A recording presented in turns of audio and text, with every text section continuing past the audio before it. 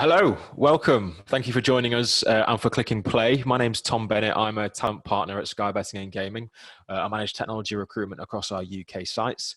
We're recording this one-off Candidate Lounge podcast episode to shed some light on and tell a bit of a story about something that's super current within the wonderful world of SBG at the moment, and that is that of our data tribe.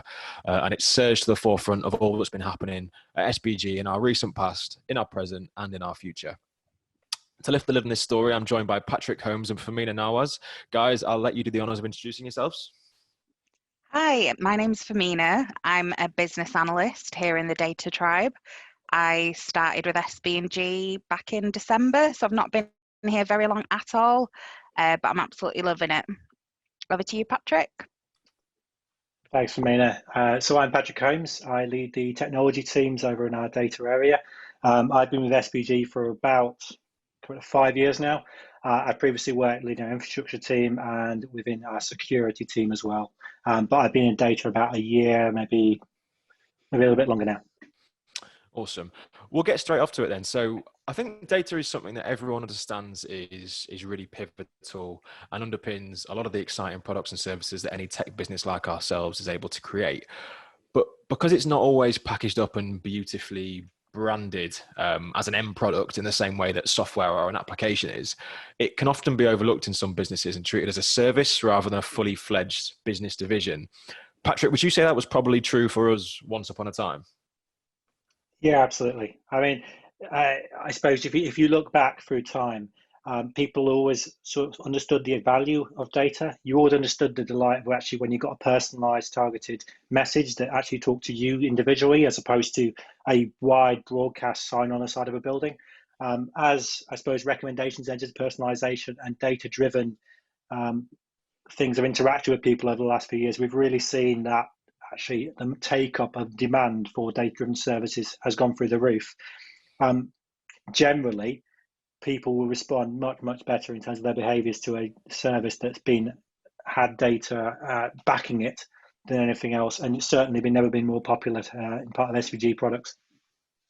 Awesome. Let's look back on the history of the tribe in terms of sort of what it was and what it's grown to be today. Could you give us a bit of an overview? Very briefly, Tom. I imagine we're not all afternoon. So I suppose we started the company quite a long time ago, and I suppose going back up to 6-7 years ago, we still had a data team, and it was still probably a single team that was within our other tribes. Over the years, we've grown and we've, I suppose, expanded the different parts of data.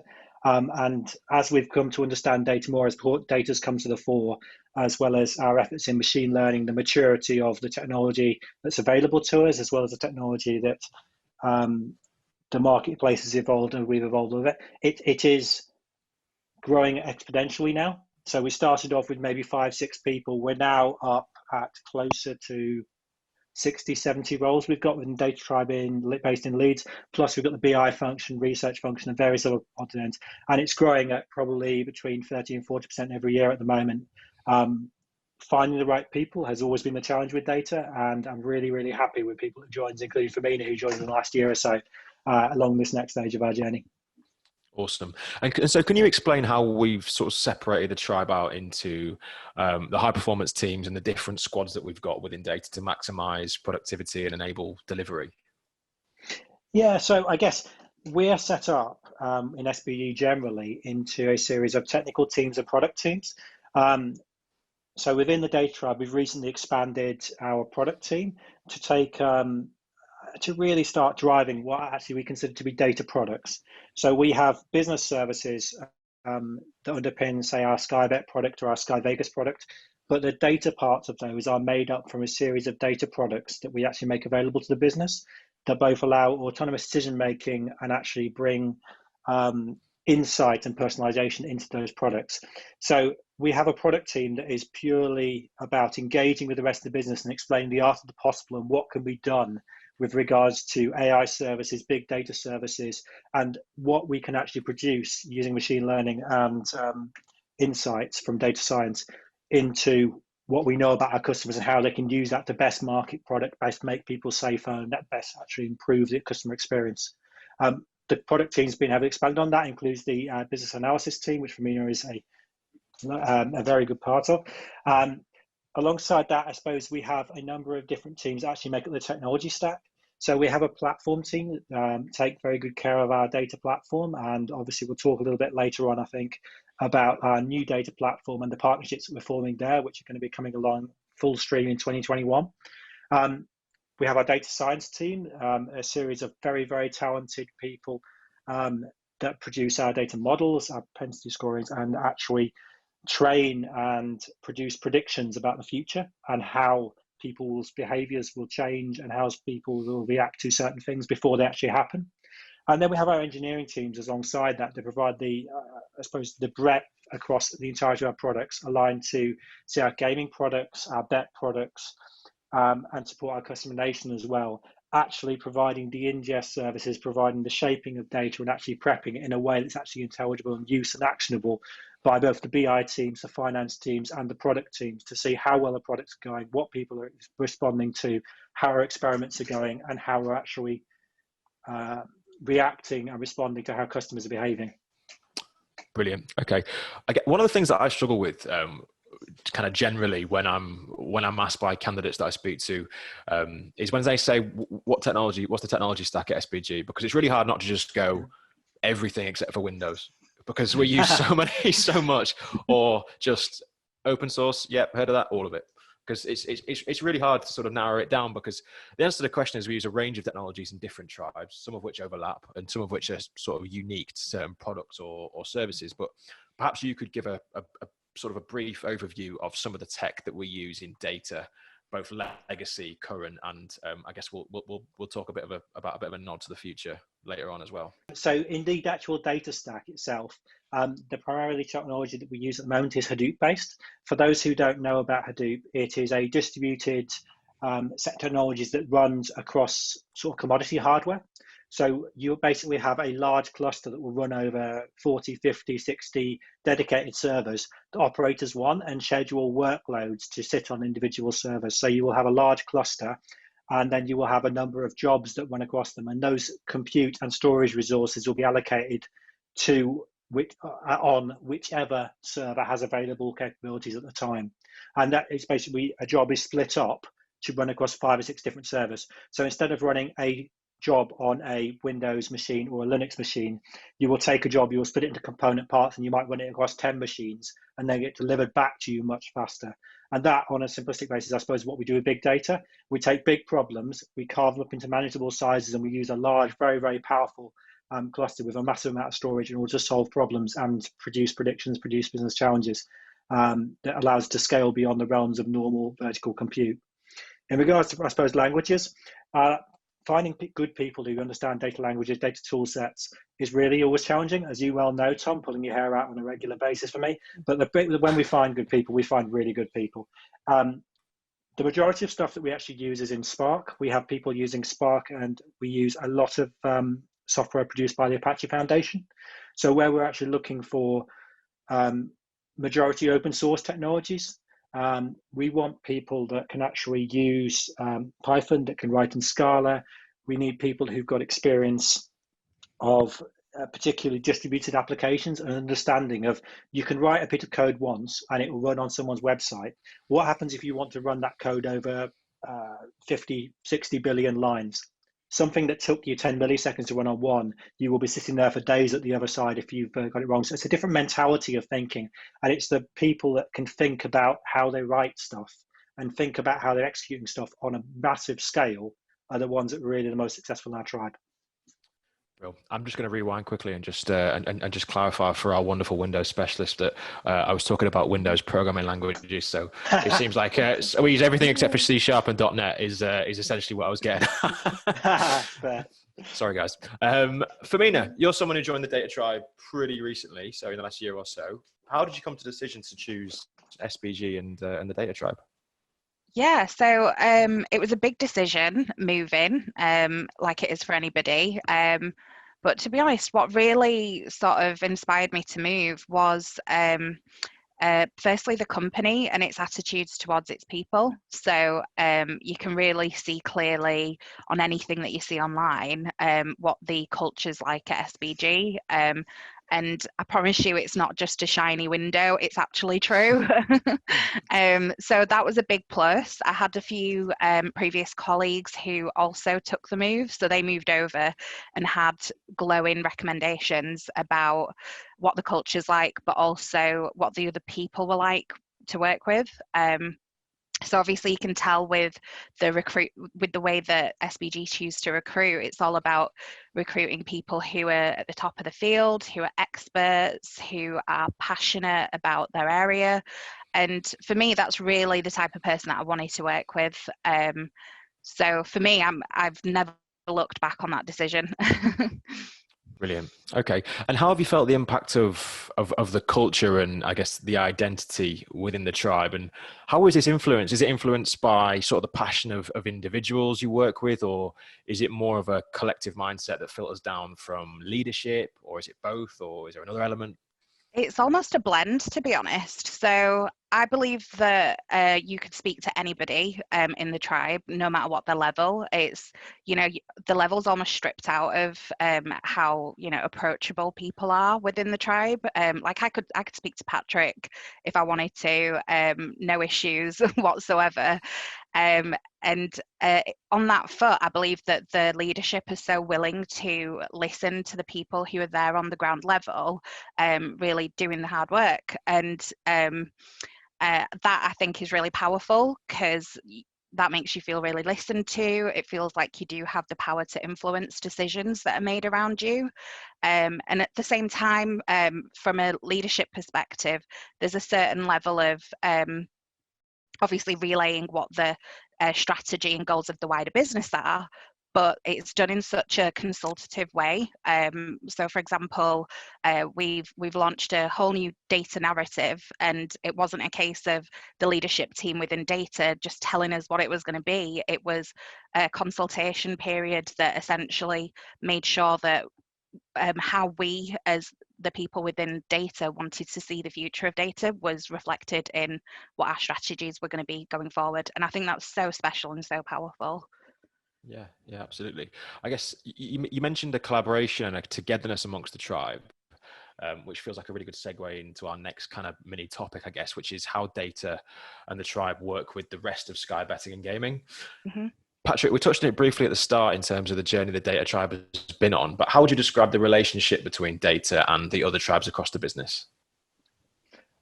I think it's come along a lot way in the last year or so, and it's going to continue to evolve as we go into next year as well. It's like we are a partner. We are a business partner with doing this. We're not I suppose, a tribe that has a relationship where we sell products into other tribes. We are involved intimately, I suppose, with the bet products, with the gaming products, with the insight. The way we're set up, actually, we have our BI teams pushed out into those individual tribes. So we work hand in hand with them. And when we're doing a project, when we're doing a product launch or a piece of work, we will have our gaming comrades sitting right next to us, and they'll be working with us to actually work through this stuff. Fehmina obviously does a lot of work actually coaching those gaming and bet colleagues and customer tribe colleagues in order to make sure that we ask them the right questions. But it's about engagement. It's about really close support. It's about really close engagement, and it's all working together as one team as well. It's something we can always improve at, and we're always looking for opportunities to improve at, but it works in a much, much better way than I've seen it done in other companies. We are basically just sitting down. Obviously, in current climate, it's always a challenge, but we're sitting desk to desk, we're sitting with each other, and we're happy to go and engage with people all the way across the business. And is that what you attribute the success to? Do you think that the other tribes and technology leaders see and understand the potential of data just because you're able to, I guess, be so visible amongst other areas of the business and so collaborative? So I guess it comes down to a series of influencers sort of that we have within both the tribe and outside the tribe, and our networks that we actually have it up. So we will do a significant amount of work with our product team and BA team working with other tribes on engagement for individual projects and programs. However, we'll also have our technical teams that are talking to each other. So for instance, we've got the engineering forums where we share a lot of the ideas, we share our proof of concepts. we will do work with partners such as Google, such as Snowflake, such as Cloudera and stuff like that, and we will share those with other people, because actually being able to engage other technologists without the organization, if you've got some cool tech and you've got some stuff, that's the start of a relationship. And when you start that relationship, it becomes much, much more than someone giving you a load of requirements. It's working together and starting to do that stuff. And doing that at all the different levels throughout the organization means that we build up much, much better bonds, and we build much, much better products because it's working together as one team. Brilliant. Fehmina, I guess as a BA, this is kind of your bread and butter, isn't it? Sort of going out, working with stakeholders across the business. Are they on board? Do they get it? Do they want to work with data? Are they inspired to work with data? Absolutely. I would say that we've got some great brand ambassadors, let's call them, in amongst the rest of the business, where they really believe in what we do, how data can empower their decision making, how they can really start to understand their customers and what the customer needs are. So we get a mix of sort of requests into the tribe because of the fact that there's so much you can do with data. It's such an interesting sort of beast to be a part of, because no one project is the same, whether it's bet or gaming. It's also worth mentioning that although we work in sort of like departments like data, gaming, bet, there are slices of groups that exist across the whole company. So, for example, as a BA, we've got a BA chapter. There's an agile guild for all the delivery leads. There is a forum for architects and engineers to get together as a group across the business. And this is really where we get into a position where we are able to share knowledge across the business, and it's encouraged to do so. So much so it's one of our values. Know it, share it is a big one. Absolutely, yeah. It seems like that's been a real standout for you since joining. For me, I think in and amongst most of what you've said is just that you keep coming back to that collaboration piece at every level. Would you agree with that? Is that sort of one of the key sort of motivators for you? Yeah, absolutely. I would say that joining SBG and understanding the way that the company works, understanding the way that the data tribe works was a breath of fresh air, especially in comparison to other companies that I've worked at previously. I've touched a little bit on the values, but one of the key values that stands out to me is free to be me, and it's all about coming to work and being your best self, or not being your best self, but being free enough to be able to speak to your colleagues, to express yourself in a way that is comfortable to you, and that is really celebrated at all levels. If you have an opinion, if you have an idea, even if it's a completely harebrained idea, you are encouraged to be innovative. You're encouraged to fail, because that's where we learn, and you're supported in your innovations, and that is such a fantastic environment to be part of. Brilliant. And I guess those relationships and that heightened integration across different layers of the business have enabled you to work on sort of more and more projects and broaden that portfolio for you. Why don't you open that up for us a little bit in terms of what you've had the opportunity to work on since you arrived? Yeah, definitely. So I've been able to work on some gaming related projects, quite a few different ones, like things to do with sort of the back end data required for the apps, the gaming app itself. I've been able to work on regulatory projects that really impact the customer, that are all about protecting the customer and ensuring that safer gambling measures are in place. The data science team do amazing work with a lot of the models that they use to actually safeguard our customers. I would say in the short space of time that I've been here, I've been able to see such a broad range of projects. I've been able to take part in every one of them. And I don't even think I've touched the tip of the iceberg, to be honest. I think there's a lot more opportunity out there, especially as we move into sort of our future plans, and what we're going to be unlocking for the business going forward. Brilliant. Okay. And so what Patrick mentioned earlier, that the sort of the tribe's come a long way, and the culture and the environment that we've created is now a really powerful one. What would you say, as someone that's joined the tribe more recently, what is it about the environment that's motivating people? What is it about data at the moment that's making people want to move to data, that's making people want to get involved in those projects and I guess make waves across the business in the way that you are? I would say it's an absolutely crucial time right now to be part of data, because we're in a period of change in some ways. We're moving from different ways of working to new ways of working. We're really establishing some improved ways of doing things. Different technologies are going to be brought in. And I would say that because of all of that, because there's quite a lot of change happening, it presents a really good opportunity for individuals to take part in something that is going to be growing, and also sort of demonstrate where they can really make a difference. So if you've got a fantastic idea that's to do with a new pattern of technology, then bring it to the table, and it will definitely be looked at and listened to, and it'll be looked at by a group of peers that are also experts in their field as well. So there's more, like I say, going back to it, the collaborative approach of really feeling that you can put something into your work and see it make a difference. I guess you mentioned two of our values, free to be me and know it, share it. The third one is create the next, which I guess really resonates with the point that you've just made. Definitely. And you've been able to bring that to life quite nicely, which is great.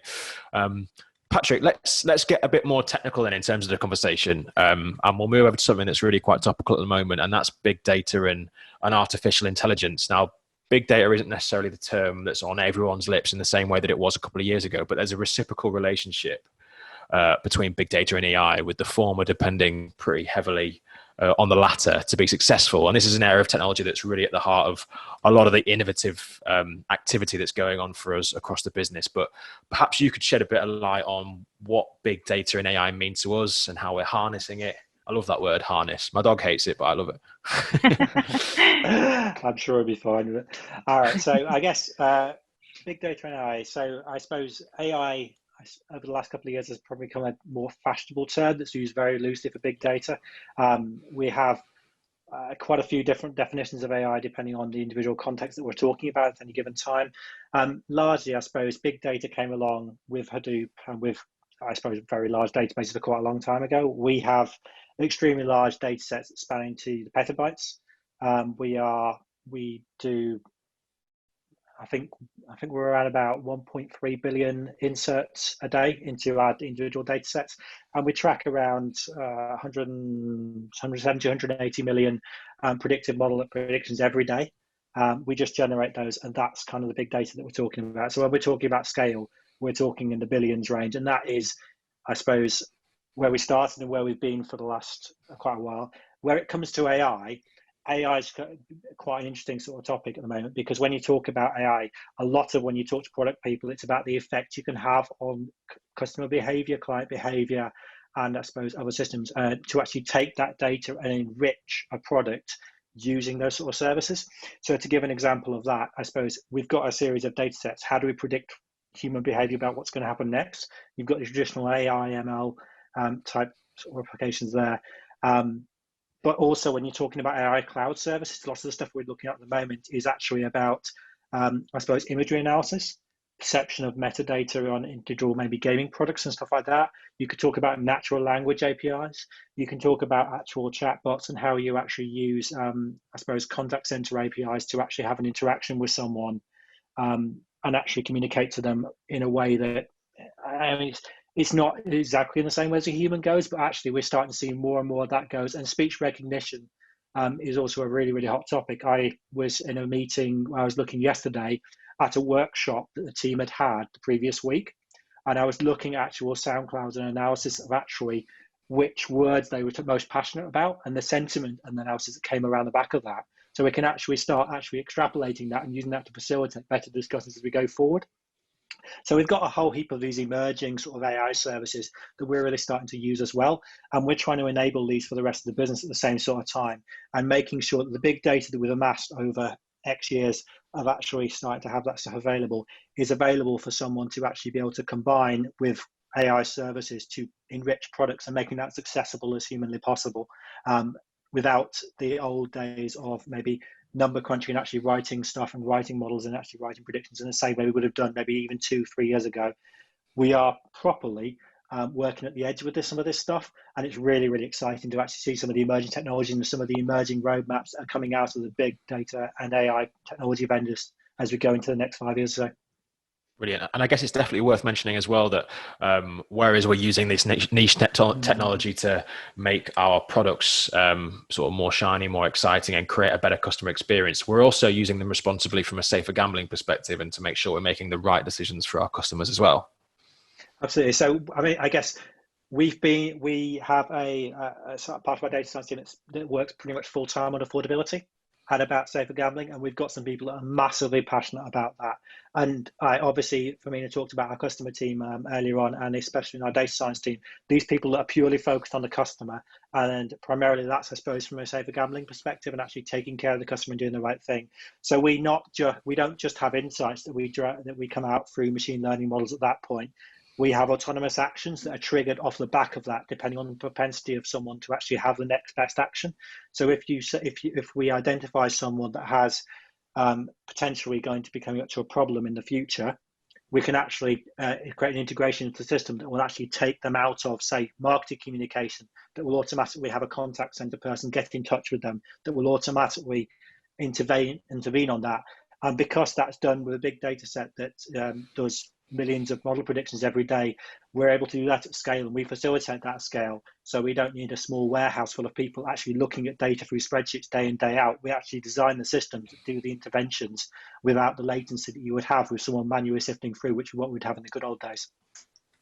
Absolutely. So talk to me about our new next-gen data platform then, because this is obviously a huge area of investment and something that's positioned, I guess, really successfully in our recruitment marketing recently to attract some of the best talent in DevOps and platform engineering. And it's a tune that I've been singing as I scramble to recruit for for a little while now. But perhaps you could shed some light on a particularly exciting area of data for us.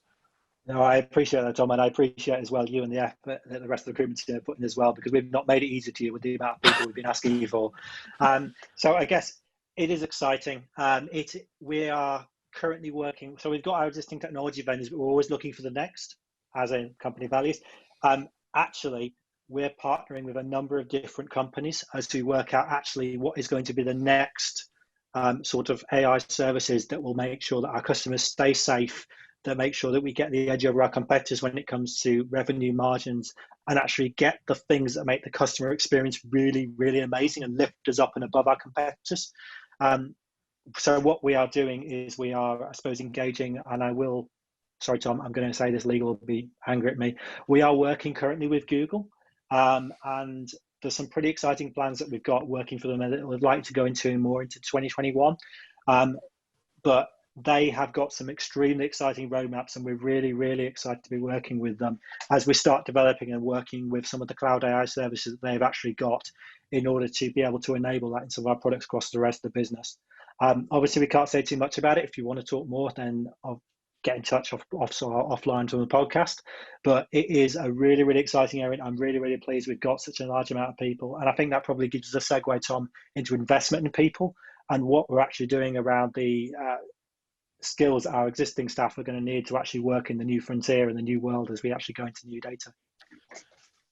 Absolutely, yeah. I think Fehmina, you can probably attest to sort of, I guess, some of the opportunities that people across the tribe have got in that area, and I guess the exciting opportunity to work with companies like Google, as Patrick mentioned. Yeah, definitely. So obviously it's an exciting prospect having Google with us and being able to work closely with them. It's also exciting that there is investment from sort of the top of the business to ensure that the work that we do with Google is something of absolute value. That is something that enhances the skill set of the people within the tribe. So there's a lot of investment going into the skills of the people who currently work in the tribe as well, which I think is absolutely fantastic. Other vendors are available. Yeah, absolutely. Yeah, but I think, Tom, I think the thing that stands out for me as well is we've been working on our data platforms and we're looking for creating the next level. A lot of the stuff that we're seeing nowadays is actually coming directly out of the squads themselves, because the pay-as-you-go cloud providers and stuff like that are so accessible. We make the actual training on demand for our skills academy. That means that I've got every week I get exciting news from our product owners. They've tried something new and they've experimented with POC. Some of them they don't work. Some of them they do work. But that top 10%, that top 20% that really go on and actually start plotting out the innovation and where we're actually doing research and development, and then feeding back to those individual vendors and partners that we're working with. So a lot of this is coming from the ground up, and a lot of our very best ideas are coming out of the teams that are working directly with our betting gaming counterparts to actually see where can this make a real difference in our products. Brilliant. Okay, so you guys have now given a really amazing account of the Data Tribe, the journey it's been on, and sort of how it's evolved into the catalyst it is today. So I'm going to put my BA hat on, like Fehmina, and say we've got the as is, but I need the to be now. So what does the future of the Data Tribe look like? So I guess was that a me, Tom, or was that a Fehmina? That is an open-ended question at the both of you. All right, I'll have a go then. Fehmina can correct me then. Okay. All right. So I guess we're working on 3 distinct pillars at the moment. So one of the things we're working on primarily is, I suppose, we're working on what the create the next is. So what does our new world look like? What do the things that set us up for the next 3-5 years actually look like? And how do we actually democratize data? How do we actually make it available to everyone? And how do we allow people to use AI capabilities off the shelf that they wouldn't be able to use in a normal sort of circumstance? That would be a black box to data engineers without having to be a data engineer. That's pretty exciting. We've got I suppose, a bit on delivery capability. So as you well know, Tom, we're trying to expand our teams at all times. We're trying to find the best people that really make a difference and actually make a massive difference to our product. So delivery capacity is another key area that we're looking at. And I suppose along the other side, we're trying to evolve our existing teams. We're trying to evolve our understanding. We're trying to evolve our ways of working. And that spans from anything from data governance to how do we actually collect requirements, to how do we do delivery, how do we be the best at what we're doing, and how do we evolve the principles and push the boundaries? Because if we're not pushing the envelope, we're standing still. And in this market, we can't stand still. Fehmina, anything from you? Yeah, really well said, Patrick. What I'd probably add is that we are working really closely with the business to ensure that whatever that to be state looks like, it's something that is usable, that provides value from the get-go, is something that's easy to interact with. And by that, I mean ensuring that our stakeholders can have a lower barrier to entry when it comes to getting the information that they need. And where our stakeholders might need some of our sort of development work, we want to be able to provide them with the end product in a quicker fashion as well. So a lot of the investment that is going in now in terms of people's time, in terms of people's skills, is really going to shape that future. And we are very much listening to what those use cases are across the business and feeding those in.